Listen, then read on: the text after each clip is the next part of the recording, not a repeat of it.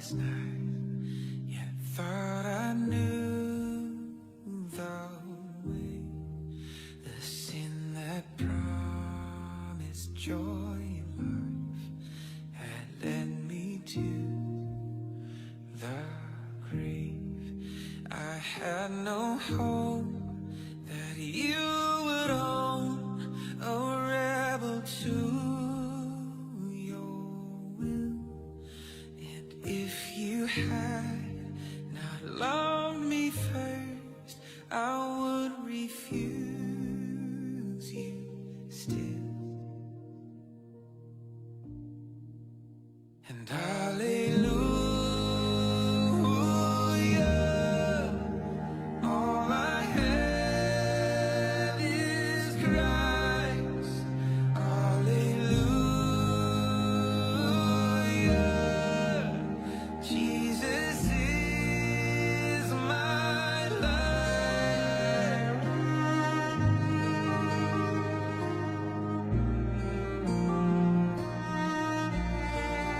But as I ran my hellbound race, indifferent to the cause, you looked upon my helpless state and led me to the cross.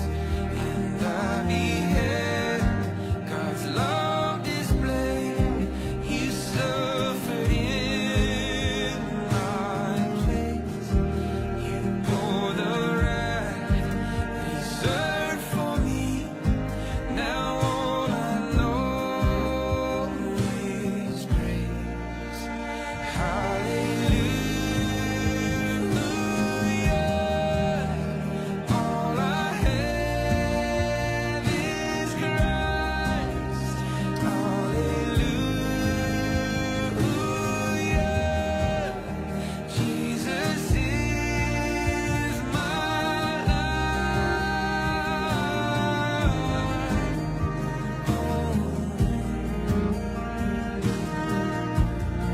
He is my life.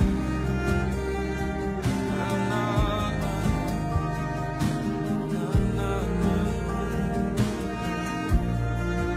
Now, Lord, I would be yours alone and live so all might see the strength to follow your commands could never come from me. Oh, Father, use my ransom life in any way you choose, and let my song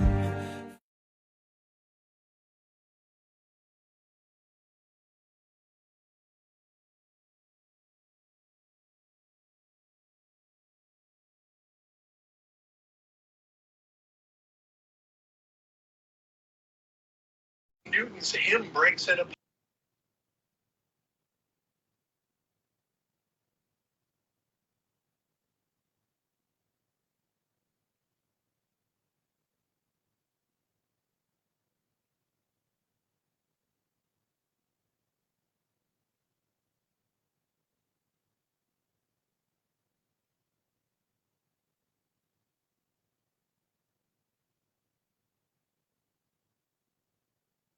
Tol, nakakonect kayo sa his community? His community. Kayo, Sai?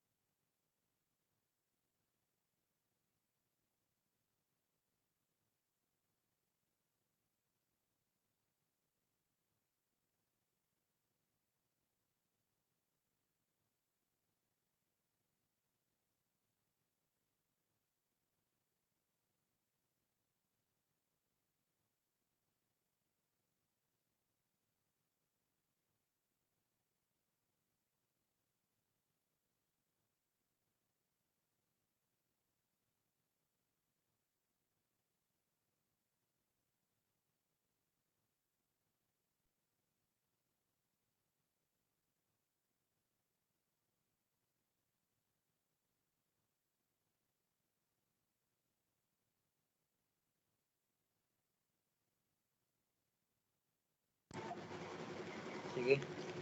May ano ba?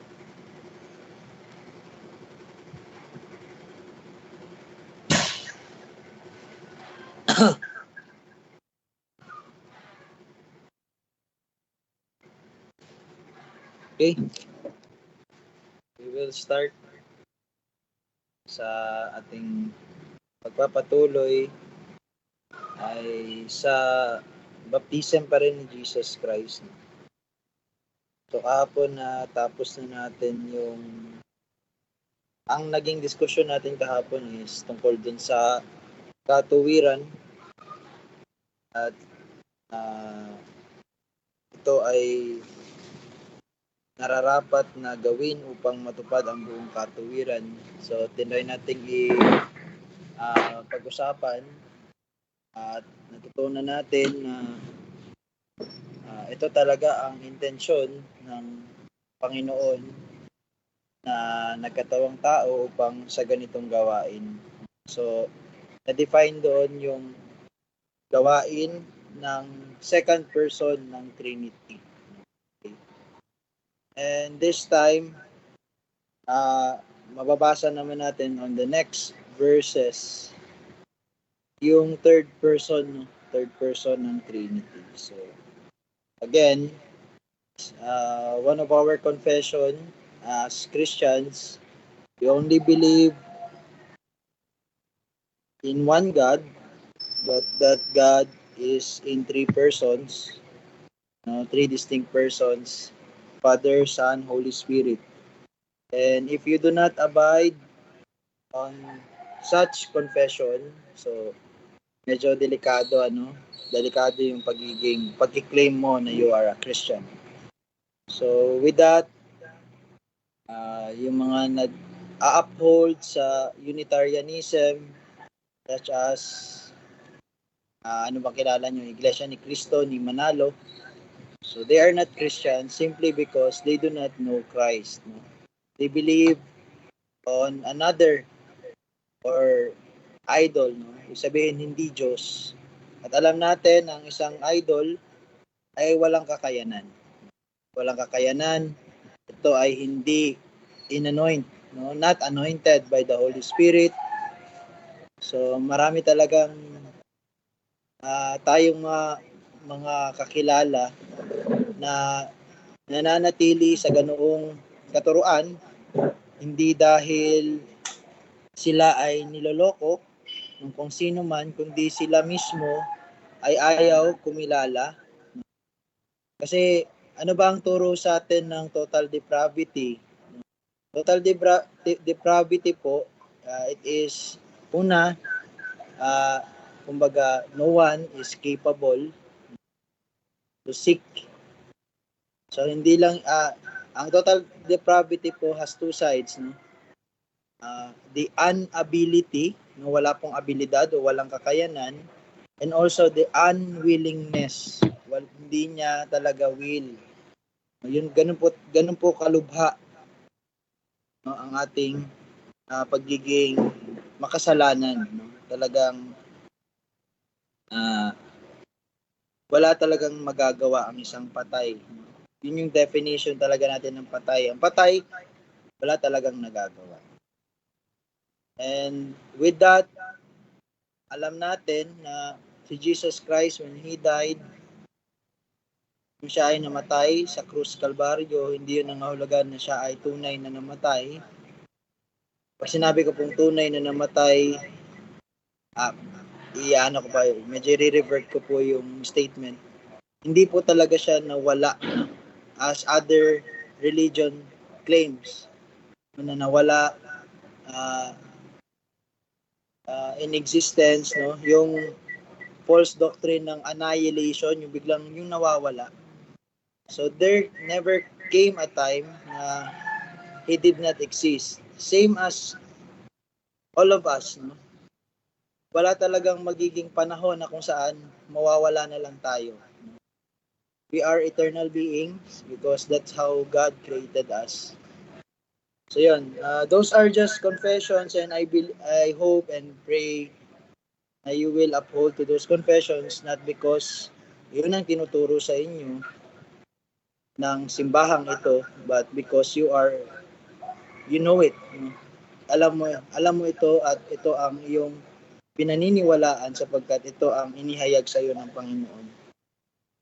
So yan, babalik tayo dun sa baptism ni Jesus Christ. And huwag kayong malungkot bakit tayo dito lang, no? Dito pa rin. Because for me, it is very, kumbaga, highly theological. Pag sinabing highly theological, ang ibig pong sabihin nun, this is life. No? Ito ang buhay na walang hanggan. Pag sinabi natin ito ang buhay na walang hanggan, kasi wala po talagang ibang manifestation ng buhay na walang hanggan, kundi ang pagkakakilala natin at ang pagkakakilanlan natin sa Panginoon. Okay? Wala pong ibang magde-define sa atin ng eternal life.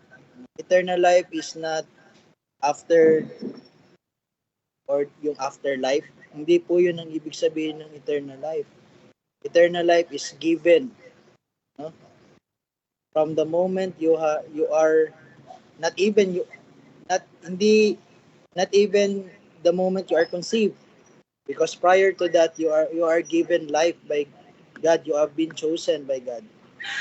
He foreknew you, He predestined you. The reason why He predestined you He foreknew you because He predestined you, no? So yun po yung mga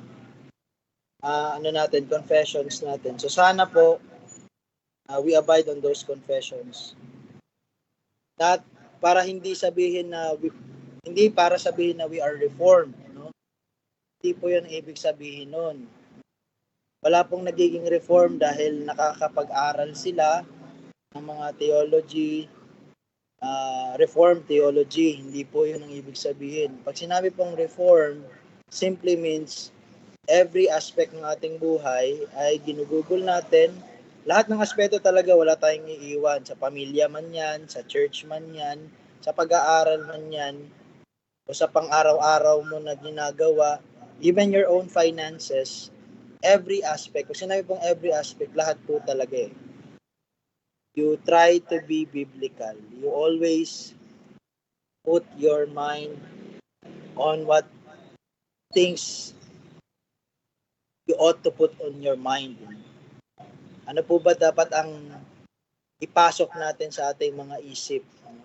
The things of God. Why? Hindi dahil prescribed sa atin, kundi it is who we are as sons and daughters of the living God. So yun, manatili lang tayo sa pananalangin, and after that, kagaya ng ginagawa na natin, so magtatawag ako ng mga brother or sister natin para mag-share, simulan yung ating Bible study. So let us pray. Heavenly Father, we thank you, we bless you. Salamat po sa pagkakataon parati na kung saan ang iyong mga anak ay nai-expose sa walang iba kundi ang katotohanan, Panginoon. Unlike sa kino-confess at sinasabi ng Roman Catholic Church, hindi po sila talaga tunay na church. Though they claim they are the one true church, that they are infallible, hindi po sila nagkakamali. Well, mali po iyon sapagkat ikaw po ang pundasyon. Bago pa man nagkaroon ng simbahan, ikaw ay nariyan na, Panginoon. Klarong-klaro po yan. Bago pa man nagkaroon ng mundo, ikaw ay nariyan na, Panginoon. At ang salita mo at ang iyong kautusan, nikudlit nito ay hindi mawawala. At salamat dahil pinakita mo ang iyong kaluwalhatian sa amin nung ikaw ay namuhay at naging tao. Puspos ng biyaya at katotohanan ng iyong ibinigay sa amin. At dahil dito, kami ngayon ay nanunumbalik sa iyo, Panginoon, sapagkat tunay na kami ay sa iyo at kami ay pinili mo, Panginoon. Ito ang aming panalangin sa pangalan ng aming Panginoon. Amen. So yan, balik tayo dun sa ngunit sumagot si Jesus sa kanya, Hayaan mong mangyari ito ngayon sapagkat ganito ang nararapat sa atin upang matupad ang buong katuwiran at siya ay sumang-ayon. So, dito sa text na ito, no, sa passage na to, tatanong ko lamang po sa inyo kung tunay bang naiintindihan natin yung tinatawag na double imputation. No? Yung double imputation. When we say imputation, comes from the word impute. Impute, no? Parang alam nyo yung word na compute, no? Compute. Yung ino-compute natin kung ano yung merit na meron tayo. And impute is simply, hindi dapat yun ang merit mo, but kumbaga ito ay inilagak or inilagay sa merit mo, no? So on judgment day, ang gagawin ng Panginoon, that is to compute, no? Iko-compute niya kung ano ang ating mga nagawa. And fairly enough, alam natin na napakalaki ng ating pagkakautang, moral indebtedness natin sa ating Panginoon. Grabe ang ating pagkakautang. So imputation, ito yung ating katuruan na kung saan sa Krus Kalbaryo, ang lahat ng ating kasalanan, lahat ng ating mga hindi mabayaran sapagkat wala tayong kakayanan, no, ay ating hindi tayo kundi ang Diyos, no, ang nag-impute noon sa kanyang mahal na anak na si Yesu Kristo. So yun yung unang imputation. Hindi una dahil nauuna ito, but simply dahil may pangalawang imputation. The second one is that yung kanyang righteousness na nabasa natin sa 15. No? Hayaan mong mangyari ito ngayon sapagkat ganito ang nararapat sa atin upang matupad ang alin? Upang matupad ang alin? Ang buong katuwiran. Pag sinabing buo, wala pong pagkukulang yun, no? Hindi po yun half, hindi po yun 99.9%. Pag sinabi pong buo, buo po yun. 100%. Okay? So, yun po yung 100%. And the great miracle, the milagro po, o grasya, mas maiging tawagin sa grasya, ay yun po naman yung na-impute sa atin. Sa papaanong paraan? Sa papaanong paraan? Dahil pinili natin si Kristo, hindi po. No? Sa kaparaanan na kung saan ito ay libreng binigay sa atin. It is a free gift. Ephesians 2 verses 8 to 9. It is a gift, biyaya po ito ng Panginoon. So, if anyone will claim na ito ay nanggagaling sa Kanya, simply because hindi siya naniniwala sa Panginoon, sa Kanyang salita, no? Hayagang sinabi ng Panginoon na ito ay biyaya lamang sa atin. Okay. So dahil ito ay biyaya sa atin, ibig sabihin, ito ay kumbaga, walang nagdikta, walang humingi sa Panginoon. He freely, willingly give that. Kanino? Sa kanyang mga anak, sa kanyang mga pinili. Kaya kung ikaw ay anak ng Diyos, hindi dahil yun pinili mo siya bilang siya ay magiging magulang mo, kundi dahil siya ang nagtakda sa iyo at nagsabi sa iyo, ikaw ay kabilang sa aking anak. Mga anak. Okay? So yun, the second person of the Trinity is the Son, Jesus Christ. So yun, ang atin namang pag-uusapan ngayon is on verse 16 and 17 ng Matthew chapter 3. So pakibasa nga, Jamie.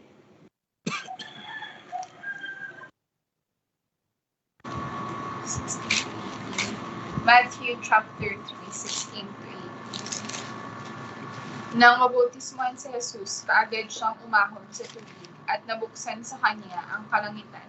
At nakita niya ang Espiritu ng Diyos na bumababang tulad sa isang kalapati at lumalapag sa kanya. Sinabi ng isang tinig mula sa langit, "Ito ang minamahal kong anak, sa kanya ako lubos na nalulugod."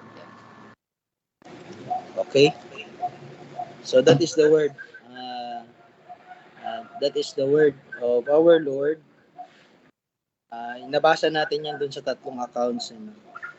So, I believe dito tayo matatapos sa baptism of Jesus Christ na sa session na to.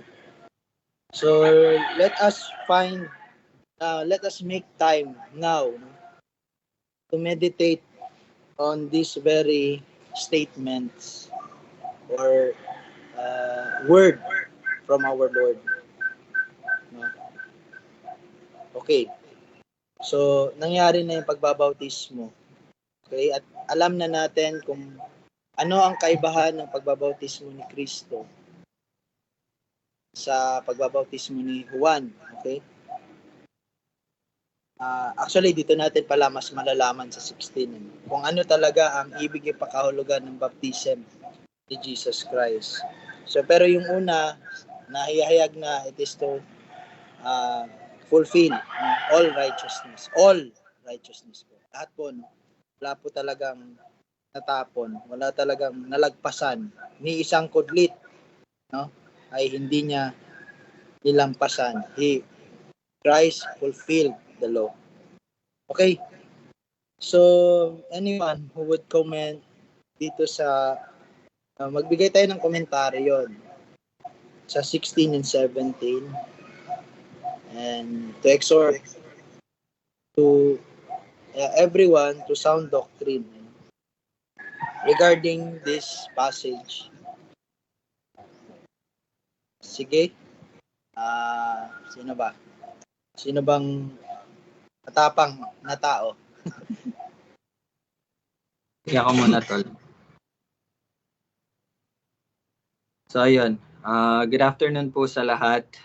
And ayun, sana po, ayun, may sinabi po si Kuya kanina.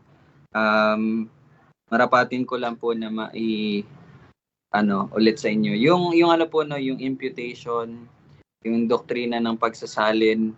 So, sana naging malinaw na po yun sa atin. Pati po yung adoption, yung pag-adapt sa atin, na tayo ay naging mga anak ng Panginoon. So kung mababasa natin sa Ephesians chapter 1 verse 5, Ephesians 1:5. So very clear doon na isa po 'yun sa mga spiritual na pagpapala ng Panginoon. Clearly na iyon po ay kaloob lamang ng Diyos sa atin. So sana naging malinaw na po yung tayo ay naging mga anak ng Diyos hindi dahil sa pinili natin, but siya ang pumili sa atin. So ngayon naman, very important itong verse 16 and 17 na nagpapakita ng pagbabautismo ng Panginoon. Ng Panginoon. Pagbabaptize kay sa Panginoong Jesus. So siguro ang ma-add ko dito na part is yung related verses niya, no? Ngayon ko lang na-check to. Kung mababasa po natin dyan sa Luke 4:21. So kung titingnan natin yung Luke 4:21, wala akong Tagalog. Sabi dito, and he began to say to them, so pwede nyo i-open Luke chapter 4 verse 21. And he began to say to them, today this scripture has been fulfilled in your hearing. So ano po yung scripture na na-fulfill? So maganda po na i-open natin, no? Sige, open ko na lang po sa Tagalog. Luke 4, magsisimula tayo sa Luke chapter 4 verse 18. Ayan. So, sasanayin na talaga natin na hindi na pinapakita yung verses para maghanap po talaga tayo. Matuto tayo na magbuklat ng ating mga Biblia. So, Luke chapter 4 verse 18. Sabi po dito,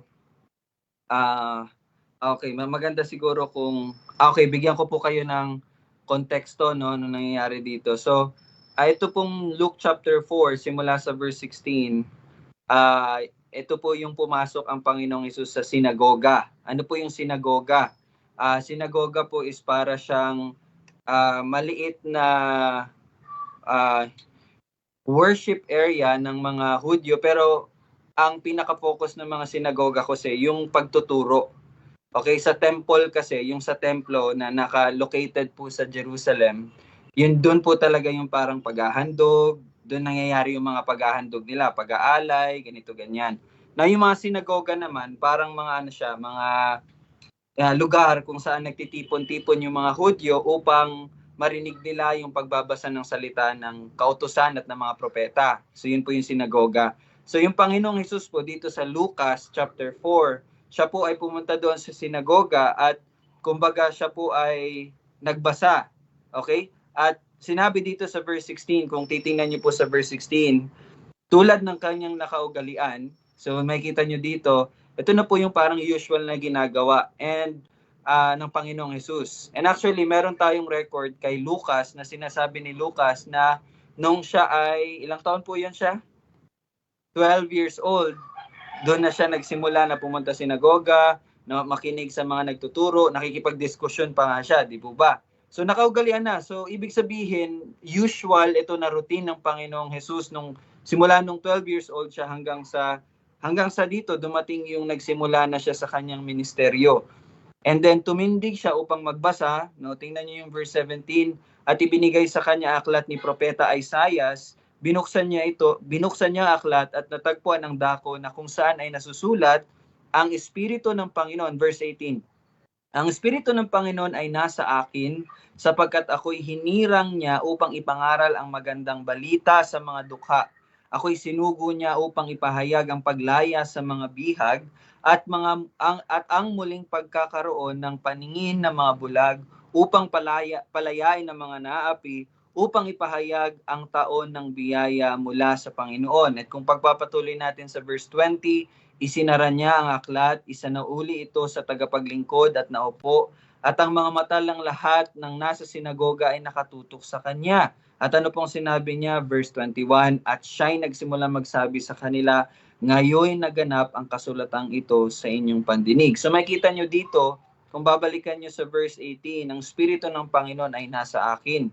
At kung matatandaan nyo po sa mga Bible study natin noong nakaraan, mababasa natin sa chapter 42, Isaiah 53, Isaiah 61, Malakay chapter 3, Malakay chapter 4, sinasabi po talaga doon na yung Spirit, Hagay chapter 2, pinakita talaga doon yung pagdating or yung pupuspos ng Espiritu Santo. By the way, Hagay chapter 2, patungkol pala yun sa birth ng church. So erase natin yun kasi ito about to sa baptism ni Jesus Christ. So bakit po natin to binabasa?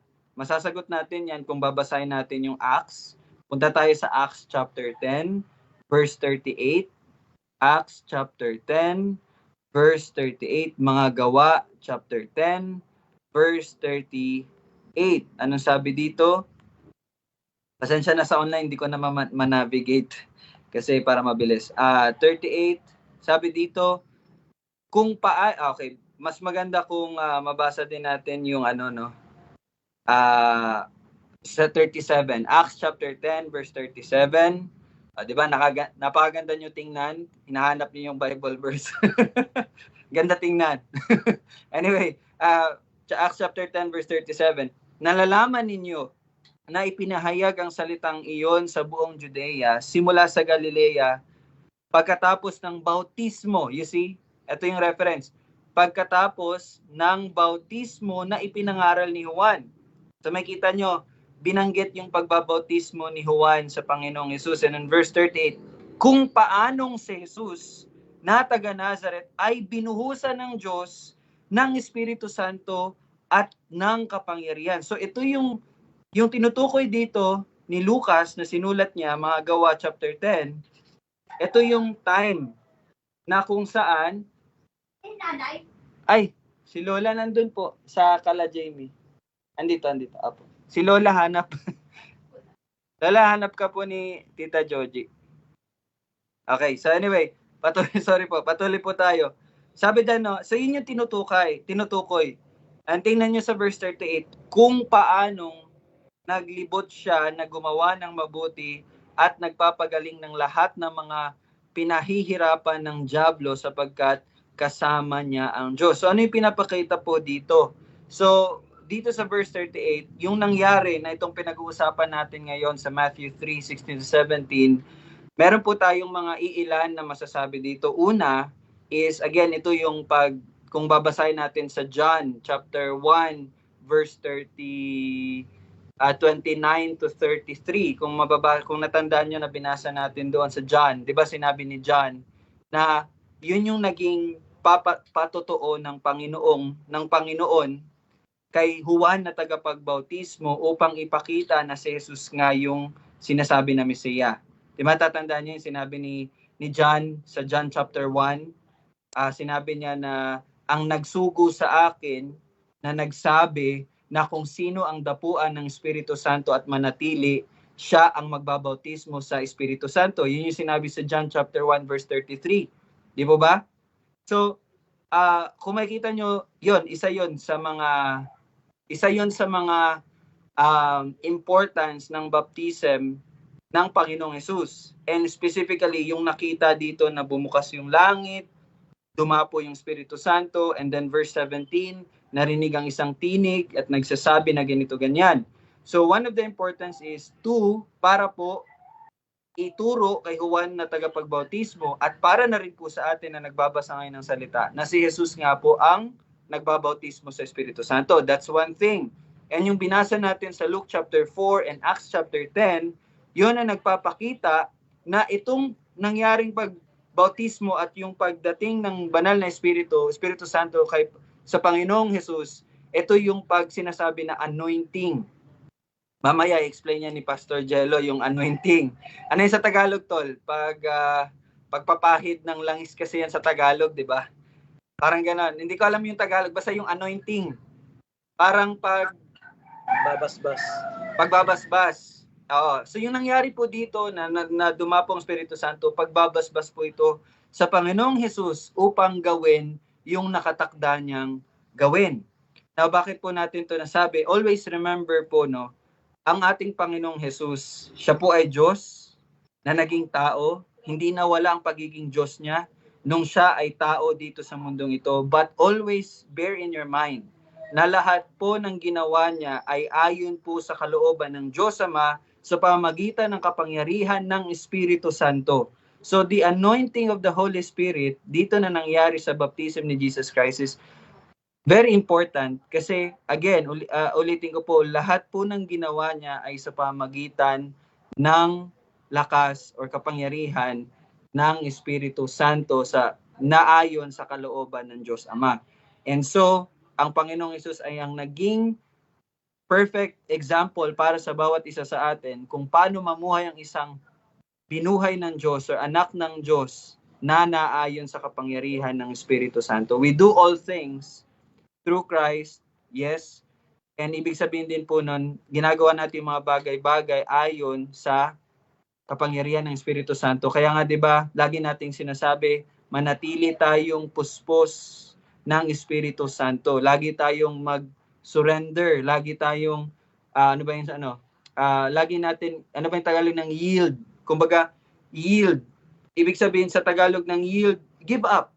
No, kumbaga kung anong kalooban ng Ama, 'yun ang gawin kasi the Holy Spirit, ang banal na Espiritu will work in us if patuloy natin sinusurrender yung bawat oras, bawat minuto ng ating mga buhay. That's the time na nag-work yung Holy Spirit. And Jesus Christ, ang Panginoong Hesukristo, wala pong panahon na hindi niya inilaga ang kanyang sarili sa kalooban ng Ama. See that? And He is our perfect example. So, yan ang masasabi ko dito sa baptism. Again, ito ang testimony ng Ama kay Juan the Baptist at para sa atin na si Jesus nga ang nagbabautismo sa Espiritu Santo at ito rin ang pagpapakita ng pagbabasbas ng Ama sa anak ng Espiritu Santo upang gawin ang lahat ng mga bagay na itinakda sa kanya na gawin ayon sa kalooban ng Ama. So, yun yung madadagdag ko tol dito. Ayon lang din sa mga cross references. Okay, yun lang. Amen. So, anyone could add dun sa mga nabanggit. Simply, it is, kumbaga, talagang review din sa atin bilang mananampalataya sa ating Panginoong Jesucristo na lahat talaga ng ginawa ng Panginoon ay ayon sa Diyos Ama. He is the perfect example of obedience, righteousness through the Holy Spirit, the empowerment of the Holy Spirit. Okay? And there's a reason why He modeled it.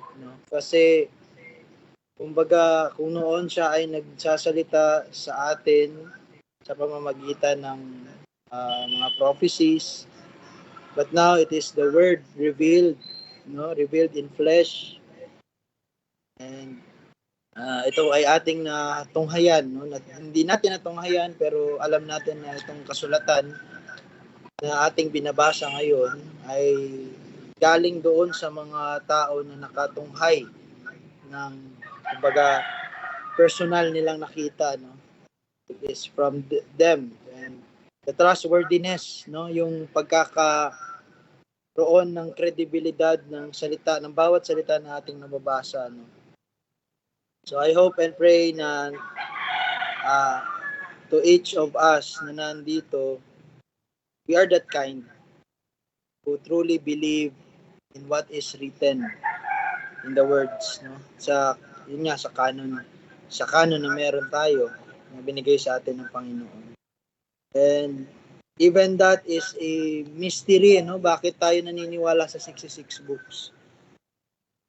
Because the only way that we are receiving this as the Word of God, not because sa pagsasalin or yung sa pagdodoktrina ng Roman Catholic, na dahil sila nga ang church, but how will you define that in light of the scriptures? So, kumbaga, wala talagang makakapag-define ng church. It is only Jesus Christ. And the church is filled by the Holy Spirit simply because Jesus Christ is their head. And Jesus Christ is anointed, yun nga, binasbasan sa pamamagitan ng Espiritu Santo. Ang nagbasbas sa kanya, ang nag-anoint sa kanya is the sovereign Father in heaven. He is the sovereign over all. Okay? And doon natin makikita na God, kumbaga office ng Diyos ay it is subdivided into 3.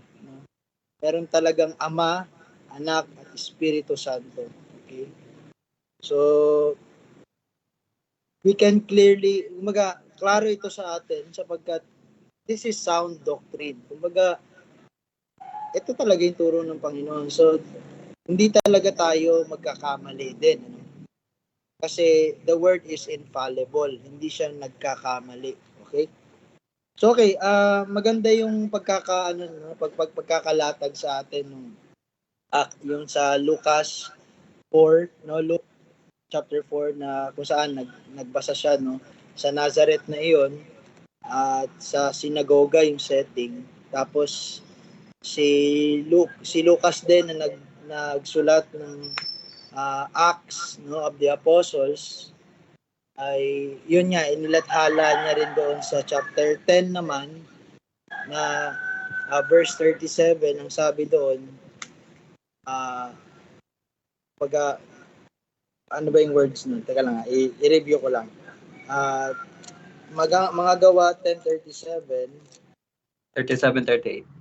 or 38, kung paanong si Jesus na taga Nazareth ay binuhusan ng Diyos ng Espiritu Santo sa pagbabautismo, no? At ng kapangyarihan, okay? Holy Spirit and power, kapangyarihan. So, ito magtuturo talaga sa atin yung word na yon. He is baptized by the Holy Spirit and power, no? Kapangyarihan or authority. Kung paanong naglibot siya na gumagawa ng mabuti at nagpapagaling ng lahat ng mga pinahihirapan ng dyablo sapagkat kasama niya ang Diyos.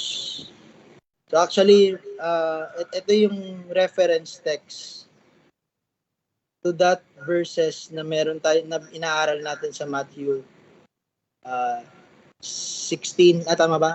16 to 17. Okay? Kasi ang pwede nating itanong kasi sa simula sa 16, okay, ano ngayon kung siya ay nabautismuhan at siya ay inanoint? Ano, 'di ba? Ano yung sinisignify nung bodily na bumababa sa kanya yung na parang sa kalapate, no? Ano yung sinisignify nun? And yun, hindi na tayo pinahirapan, dinirect na tayo sa mismong sagot doon sa mga gawa chapter 10, no, verse 38. So, unang question, what does it signifies? No? Yung anointing, okay? Ano yung sinisignify ng anointing? Okay? Kunyari, i-anoint ko si Ara. Ara, kunyari, Diyos ako. Diyos Ama ako. Tapos, ikaw si Diyos Anak. Okay? Kunyari lang naman. For the sake of illustration. Pag sinabi ko, I anoint you. No? I anoint you to be the Savior of the world. So, ang gagawin mo, base sa dun sa nakasulat sa verse 38, ang gagawin mo, Ara, ganito. Maglilibot ka, gagawa ka ng mabuti, magpapagaling ka ng lahat ng pinahihirapan ng dyablo. So ano ngayon, ano ibig sabihin ng pag-anoint ko sa'yo? So sagutin mo yun. Yun yung tanong doon. Ano yung sinisignify ng anointing? Kasi madaling sabihin kasi anointed. Siya yung anointed one eh. Okay, anyone can claim that, and anyone can claim that they truly understand what it meant to be anointed. Okay? Or baka kasi ang mangyari, yung pagkakaintindi ni Kibuloy sa pagiging anointed son. Baka ganun ang maging So dapat klaruhin natin, Klaruhin natin. Ano bang anointing? Okay? What is anointing and what is anointing by the Holy Spirit? Okay? Yan ang i-define natin ngayon. So we still have time. We still have 14 minutes and mahabang panahon pa yon para yan, mapag-usapan natin. Anong ibig sabihin nun? Actually, ini-spoon feed na tayo ng verse 38 ng Acts chapter 10. Kanina, wala to sa wala to sa library ko. Yun. But, yun. Kaya nga kailangan talaga we meet together kasi the Holy Spirit, which is one in the church, He talks in the church as one church. Okay? So, talagang ganun eh. So, salamat kay Brother Rylan. Ito pala yung sagot na hinahanap ko kanina. Kanina nagko-compose na ako ng ano bang sasagot ko? Ano bang ibig sabihin kasi nito? So, ayun, Ara. Yan mo. Anong ibig sabihin ng anointing of Jesus Christ? Kala mo nakalimutan na kita, Okay. O baka si Gab, may gustong si Gab. Ayun si Ara, nagpipindot na si Ara. Sige Ara, huwag ka na mahiya. Isa mo na. Si ate daw po. Pag kinatanong dyan. Pagtatalaga daw po. Okay, pagtatalaga. Okay, ang galing ha. No? Ano hindi ibig sabihin pagtatalaga, no? Okay, itinalaga ka sa ganyang posisyon, okay. So, yun yung gusto nating i-define eh. Pag tinalaga tayo sa ganitong posisyon, imagine Jesus Christ is the Son of God and He is appointed by the Father to be the Messiah. Messiah, bakit ko po sinabing Messiah ang anointing sa Kanya? Simply, Messiah, ang ibig sabihin nun, the anointed one kasi. No? So, He is anointed. Actually, that is His title eh. He is the anointed one. Siya ang itinalaga. No? So, kung ating babasahin ngayon, si Yesu Cristo na tinalaga. No, Jesus Christ. Jesus the Messiah. Okay? So, okay. We still have 11 minutes. So, base na lang rin sa pagkakaunawa at base sa exposition na binigay sa atin, exposition meaning explicit naman na inihayag sa atin sa salita ng Diyos. Na kaakibat ng pagtatalaga, no? Kaakibat, ibig sabihin, kalakip, okay, kasama, no? Kumbaga package ng pagtatalaga sa Kanya ay yung provision, no? Is provided by what? The Holy Spirit, yung power and authority, kapangyarihan. And yung major talaga dito is sapagkat kasama niya ang Diyos. For me, that is my understanding on this verse 38. Kasama niya ang Diyos. Kagaya ng kasama ng mga apostol ang Diyos. Okay? The reason why the apostles are effectual, it is because God is with them. Kumbaga, they are not bringing anything. No? Kaya nga, sabi nga ng Panginoon, huwag kayong magdala ng kung ano man. Kasi, ano pa bang dadaling nyo kung you are provided? No? And that providence, that provision, is simply the presence of the Lord in that ministry. Ibig sabihin, the office of Jesus Christ, the reason there is power in that, even nagmula sa mismong bibig ng Panginoong Jesucristo, no? Hindi ako nagsasalita ayon sa aking kalooban, kundi ito ay niloob sa akin ng Ama upang sabihin ko sa inyo. Okay, ibig sabihin, kaya may authority. Sana ito hindi na ito maging sa atin. Kaya may authority din kay Jesus Christ is because God has authority. God the Father has authority. And yung ginawa ng Panginoon dito, He anointed His Son, meaning He authorized His Son. Okay? Kaya lahat ng gagawin ng Panginoong Jesus, ay ayon sa Espiritu Santo, ayon sa Diyos Ama, and therefore, we see the unitedness, no? The unity, no?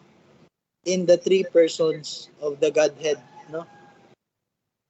So, we know that, kumbaga nalaman talaga natin na God is upon us. Why? Because His servant is His anointed one. Okay? Para sa akin, yun yung reason bakit it has been prophesied. Kumbaga, sa prophecy, meron talagang expectation about the Messiah to come. And talagang inilagak na yun ng Panginoon sa kanyang salita. Isaiah, sabi nga ng Panginoong Hesus, sa panahong ito na binasa ko ito sa inyo, ito ay nasa katuparan sa inyong mga pandinig. No? Ibig sabihin, yes, He is anointed. Yes, God is with Him. And the reason, ano ang rason bakit talagang mapapaniwalaan natin siya? Because God, no, in the long time, wala pa po ang Panginoong Hesus, hindi pa yung kanyang panahon upang siya ay maging tao, sinabi na to ng Panginoon. Meaning, there is an appointed time. No? And the appointed time was revealed, no, doon sa baptism ng ating Panginoong Hesukristo. No? So for me, yung baptism niya, it recalls na there is a triune God. There's Trinity talaga. No? Kasi kung ipipilit ng iba yung oneness, paano mo yun mapapaliwanag ngayon? Jesus Christ sa lupa binabaptize ng isang tao, si Juan na tagapagbautismo. At may bumababang Espiritu Santo na nasa form ng isang kalapate at ito'y bumababa sa kanya at pagkatapos merong boses sa langit na magsasabi, ito ang aking anak na aking lubos na kinalulugdan. So, though He is God and nothing is impossible with Him, pero it is logical to conclude, no, sa event lang na yun, na these three persons are three distinct persons. Because here, in one picture, nakita natin the Son, the Holy Spirit, and the Father in heaven. Okay. So, ayan, para sa akin, yun yung ano nun eh. Yun nga, laging binibigyan ng emphasis ni Rael, no? Lahat ng ginawa ng Panginoon ay sa pamamagitan ng Espiritu Santo. But more, kumbaga, wag natin kakaligtaan na lahat ng ito ay pagpapakita how is their unity. Kasi they are really one. Kaya nga pag sinabi ng Panginoon, I and the Father are one, it is not, hindi siya nagpe-pertain na siya din ang Diyos Ama. Hindi niya sinasabi yon. Pag sinasabi niyang, I and the Father are one because we are one in will. No?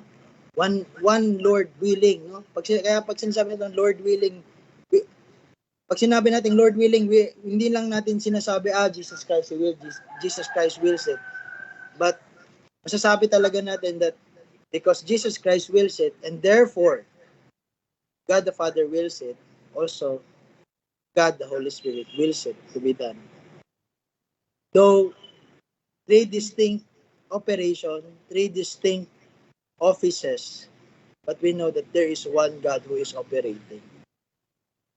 So we believe in a triune God, Trinity po. Kaya po mahirap talaga na nasabihin mo, brother naman natin yan.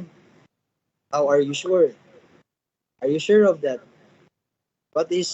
Ano ang kanyang pagkakakilala sa Diyos? Naniniwala ba siya sa Trinity? If not, siya ay naliligaw. To tell you honestly, siya ay naliligaw. Hindi siya naniniwala sa scriptures. Diba? So, ayun. So, we have 4 minutes. Baka meron pang magdagdag. Sige, Tol. So, nabanggit kasi yung ano kanina, yung sa pagbabasbas or yung pagtatalaga or yung sa English anointing or the anointed one. Higit po sa pagkakaroon ng kapangyarihan na gawin yung ganito-ganyan. Ayun, maganda yun na nabanggit kanina na pag sinabi talaga na ikaw ay tinalaga ng Panginoon, ibig sabihin nun, kasama mo ang Diyos. Okay? Kumbaga, ang Panginoon ay nasa sa iyo. So, naalala ko lang habang sinasabi yun ni Kuya, kasi nga, binabasa ko din po yung Old Testament. So, nasa, I think, kalagitnaan na ako ng 1 Samuel. Doon ko talaga nakita yung lahat, no? Sa lahat ng nangyari, sa lahat ng panalo, sa lahat ng talo, sa lahat ng tagumpay, sa lahat ng pagkakabihag ng mga Israelita sa kanilang mga kalaban, sila po ay nagtatagumpay dahil ang Diyos ay nasa kanila. At sila po ay hindi nagtatagumpay dahil umalis ang Diyos sa kanila. So, and then ang Panginoon po, kumbaga, lagi niya talagang binibigyan ng grace, no? Biyaya talaga yung Israel. Doon mo talaga makikita gaano katigas ang ulo ng hindi lang ng Israel but ng tao. Doon mo din makikita kung gaano ang biyaya talaga, yung grace ng Panginoon, no, sa mga tao. Doon ko nakita na kaya ganoon na lamang niya din binibigyan ng grace ang mga Israelita dahil sa kanyang pangalan. So kung matatandaan nyo, sinasabi niya, ginagawa ko ito hindi dahil sa ginawa nyo, hindi dahil ganito kayo, hindi dahil special kayo or what, but dahil para sa kapakanan ng aking pangalan. Why? Kasi nga po, ang Israel ay ang chosen. Kumbaga, itinalaga din ng Panginoon bilang kanyang maging bayan. And so, hindi niya pinapahintulutan na ang kanyang pangalan ay malapastangan ng ibang mga bansa. Kaya anong ginagawa niya? So, yun, sinisave niya rin yung Israel. Kumbaga, para sa kanyang pangalan. Kasi nga, sila yung pinili. Sila yung, kumbaga, nagre-represent. Sila yung kilala ng ibang mga bansa na ang Diyos ay nasa kanila. Kaya kapag nagsasabi ng Panginoon na, wala na, ibuburahin ko na tong mga Israelita. Sa'yo na lang, Moses, gagawin kitang dakilang bayan, ganito ganyan. And then sasabihin ni Moises, paano na lang ang sasabihin ng ibang mga bansa na hindi mo sila kayang dalhin sa pinangako mong lupa sa kanila, kaya pinatay mo na lang sila lahat. So parang ang point doon is madidegrade po ang pangalan ng Panginoon. So doon ko din na remember yung sinabi ni Kuya na kumbaga ang pagiging anointed is kasama mo ang Diyos. And ibig sabihin nun, kasama mo ang Diyos, ibig sabihin nun, you represent God. And Jesus Christ is the exact representation. Hindi lang exact representation, but He is the radiance. Kumbaga siya yung mukha, no? Na physical na nakita natin ang kaluwalhatian ng Diyos sa pamamagitan ng Panginoong Jesus. Kaya makikita niyo po, di ba? Ang laging ginagawa ng Panginoong Jesus ay gawin ang kalooban ng Ama. Bakit? Kasi ang Ama ay nasa Kanya. Ibig sabihin, He is the anointed, He is the representative ng Panginoon. And so, ano naman yun para sa atin? Alam niyo po ba, tayo din po ay, kung matatandaan niyo po yung mga pinag-aralan natin sa Acts, chapter 1 to 2, we are also, tayo rin po, di ba? 1 Corinthians 12:13, tayo rin po ay binautismuhan sa isang katawan sa pamagitan ng tayo binautismuhan ng Espiritu Santo sa Espiritu Santo. So dalawa po 'yan, ng Espiritu Santo at sa Espiritu Santo. Anong ibig pong sabihin nun? Tayo rin po ay mga itinalaga ng Diyos. Tayo rin po ay mga the anointed. Kumbaga anointed din tayo because the Holy Spirit, dahil ang banal na Espiritu ay nasa sa atin. And what does it mean? Ibig sabihin nun, ang Panginoon ay nasa atin. You see, kasama natin ang Diyos at ang Panginoon ay nananahan sa atin. Kaya nga po, di ba, ang ating mga katawan ay ang templo ng Diyos. Now, ano naman yun para sa atin? So, ito po ay paalala sa atin. Ibig sabihin po, tayo ay binautismo sa Espiritu, tayo po ay tinalaga ng Diyos, tayo po ay anointed because sa pamamagitan ng Espiritu Santo. Ibig sabihin nun, gaya ng ipinamuhay ng Panginoong Hesus na gawin ang kalooban ng Ama, ganun din po ang ating ipapamuhay. Kasi ang Diyos ay nasa sa atin. You see? At hindi po yun imposible mangyari. Yun po ay mangyayari. Why? Kasi the power of God is in us. Ang kapangyarihan ng Diyos ay nasa sa atin. Diba? So, ang gusto ko pong i-share sa inyo is this. Kaya nga diba, sinasabi din sa John, kung kayo ay mag-iibigan, kung ibigin yung isa't isa, mapapakita nyo sa buo, sa ibang tao na kayo talaga ay mga alagad ko. Diba? So may mga verses na gano'n na nagpapakita na there must be an authentication. Kumbaga, magiging magiging hayag sa mundo. Kaya nga 'di ba yung ilaw, let your light shine before men. And sabi pa sa Galatians ba 'yun? patuloy kayong gumawa ng mabuti upang ito ay magresulta sa pagpupuri ng mga hentil sa Diyos, that they may see your good deeds and praise your Father. You see, kumbaga, dito niyo makita ang pagliligtas sa atin ng Panginoon at pagbibigay niya sa atin, pagpupuno niya sa atin ng Espiritu Santo, pagpupus po sa atin ng Espiritu Santo. Ibig sabihin, the work of the Lord, yung buhat or gawa ng Diyos sa mga buhay natin, makikita po talaga yan. It will shine brightly and it will result into the praise para po sa ikapupuri ng kaluwalhatian ng Panginoon. So, this is a reminder para sa bawat isa na ikaw ay may banal na espiritu. Ikaw, you were anointed by God. Kumbaga, binigyan tayo ng kapangyarihan ng Panginoon to do His will. Binigyan tayo ng kapangyarihan ng Panginoon upang gawin at sundin ang kanyang kalooban. Okay? So, kumbaga, it will really happen. Ito talaga ay mangyayari sa buhay ng bawat isa na ang taong binuhay niya ay patuloy na lalago sa kanyang pagkakilala sa Panginoon, sa kanyang pananampalataya, sa kanyang pagsunod sa Diyos, sa kanyang pagiging pasag, pagiging, yung surrender sa Panginoon. You know what? Bakit ko po ito sinasabi? Kasi yun talaga ang mababasa natin sa salita ng Panginoon. That is the work of God eh. And kung patuloy natin itong dinideny, lagi na lang tayo nagbibigay ng rason, hindi, ligtas na ako, okay na yan. Okay, kung hindi ko gagawin to, hindi naman to makaka-apekto sa aking kaligtasan. Yes, that's true. But lagi niyong tandaan, makapangyarihan ng Panginoon. So kung anong sinimulan niya sa buhay mo, kung ikaw ay binago niya, ikaw ay binuhay niyang muli, you will really live as a new person. Hindi ka na mamumuhay na katulad ng sa mundo. Yes. Hindi ito makaka-apekto sa ating kaligtasan, but take note that the Holy Spirit, ano ng banal na Espiritu, that is to do the will of the Father. That's why, kung tayo man po hindi sumusunod sa kalooban ng Diyos, ano nangyayari sa banal na Espiritu? He grieves. We quench the fire. Pinapatay natin yung So, anong ibig sabihin nun? Kasi nga, ang tanging kalooban ng Espiritu Santo na nasa sa atin ay gawin ang kalooban ng Ama.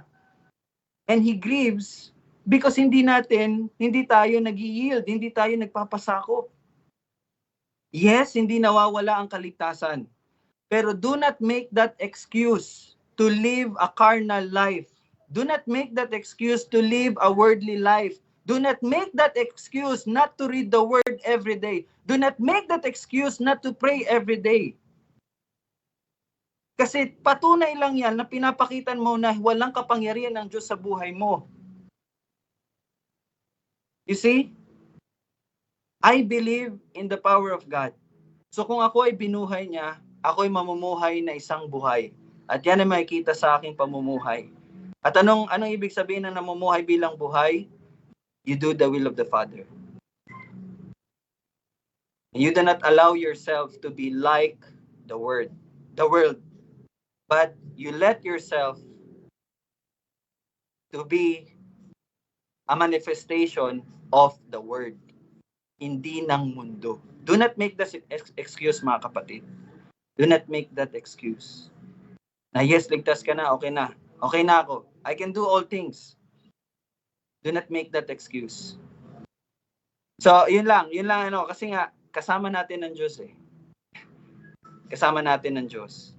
So we will always do the will of the Father. Okay, yun lang tol, yung parang exhortation. Amen. So yun last sa last na lang na medyo na rin tayo over time. Pero yung sabi ng Panginoon sa dun nga kay Isaiah, ako ang Panginoon, iyon ang aking pangalan. Hindi ko ibibigay sa iba ang aking kaluwalhatian, ang aking mangkapurihan sa mga larawang inanyuan. Ibig sabihin, tunay yung kapangyarihan ng Panginoon. And dapat maging encouragement to sa bawat isa, no? That if you truly believe in the true Jesus Christ, you also, same as Jesus Christ, will glorify God. No? Will glorify God. Okay? If you truly believe in the same Jesus Christ na His anointed one. Kaya nga po talagang mahigpit po tayo doon, ano? Hindi natin basta agad sasabihin na a certain person ay anak ng Panginoon when makikita natin in His doctrine, in His theology, na wala namang pagkakahalintulad sa pagkakakilala natin sa ating Panginoon. Okay? So, kaya nga po, hindi po talaga kumbaga petty or hindi po talaga basta-basta lang yung pag sinabi ng Panginoon, you shall not have any more gods before me. I am the one true God. So, yun lang yung maano natin. So, we believe in one God and we believe that God, He revealed Himself through the scriptures. And we ought to read the scriptures and we ought to believe every detail, okay, dito. Kaya, kaya natin talaga, no? Kaya natin talaga lahat. Sabi nga ni Rael, kaya mong lagpasan or kaya mong itakwil yung sarili mo eh. No? Kasi hanggang ngayon kasi we have that, alam niyo po yung dilemma talaga ng isang Kristiyano.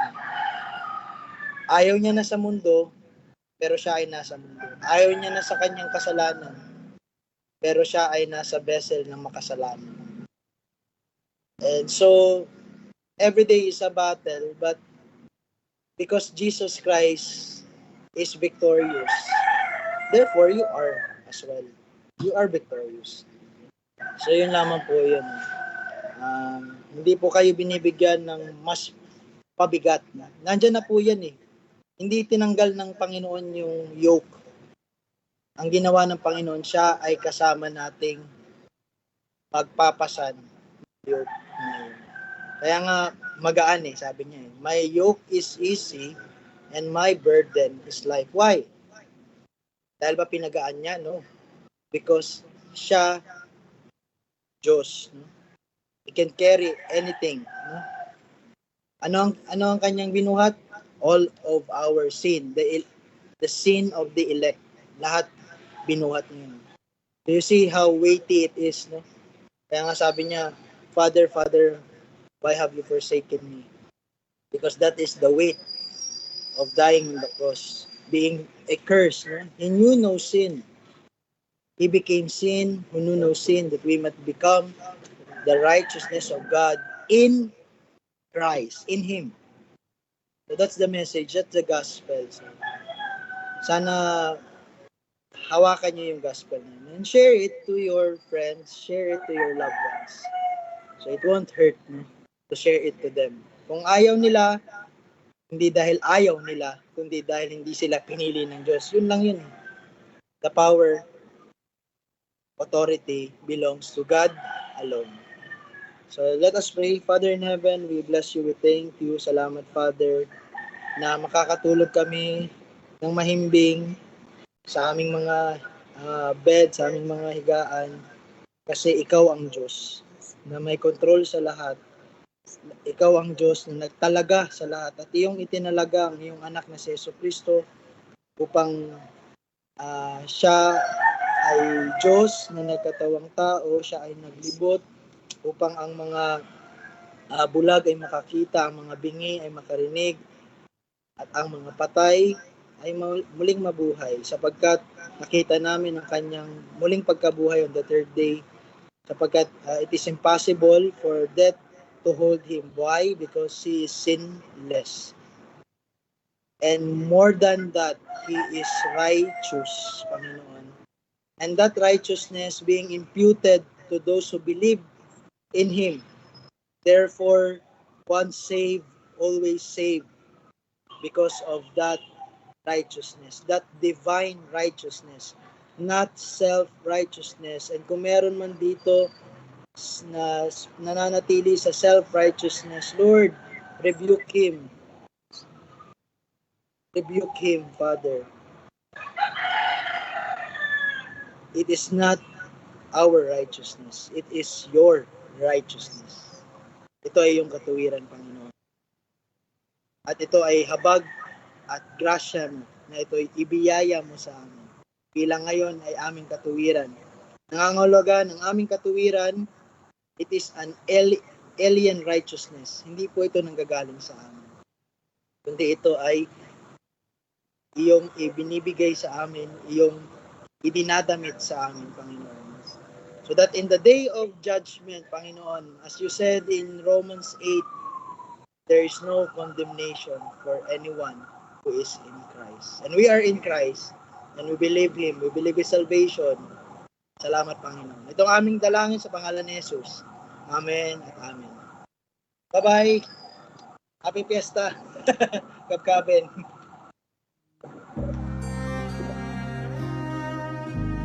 Oh, bye po.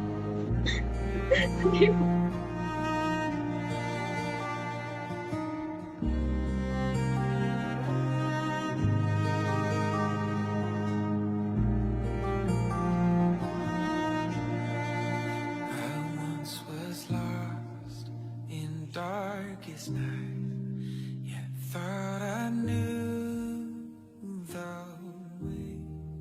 The sin that promised joy in life had led me to the grave. I had no hope